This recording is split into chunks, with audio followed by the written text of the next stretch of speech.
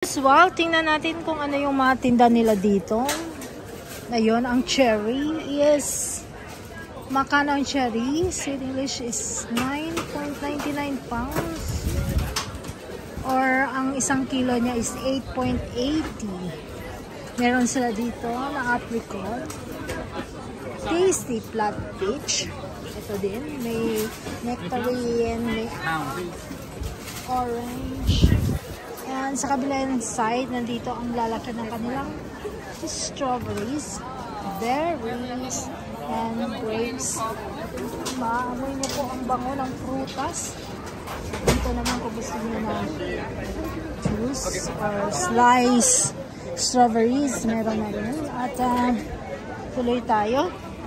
Hello, hello. Hi, what's this? Minced beef, onion, black pepper, spinach, ricotta, feta and olives, and dumplings with minced beef, onion, black pepper, the same filling.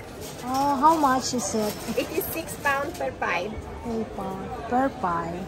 That's good. Let me try one. Okay, shall I give you one? Yes. Let's try this pie. Can I pay it in cash or card? Cash, I prefer cash, but how you can? To prepare cash, so I have here 10 pounds. Yes, okay. Let's try the pie. Sarap. And look at that. Here you are. Thank you. So I got my cheese, 4 pounds. Ito po yung pera nila. I-try natin. Yes.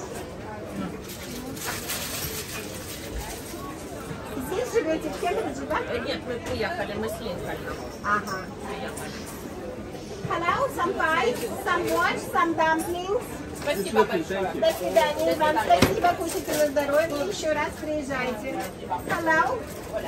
Thank you so much. Enjoy. Thank you for stopping at my stall. Yeah. Ito na yung pie. Ang laki ng pie. Hindi makita. Kainin natin siya mamaya. Ito na yun guys. Tikman na natin yung nabili natin kanina. Ang laki nito. Ang sarap siya. It's Mexican food. Yummy guys. Kain tayo. At ito na yung lunch natin. Pagkatapos mamaya iikot tayo ulit. Doon naman sa kabilang dulo. Lunch in the street.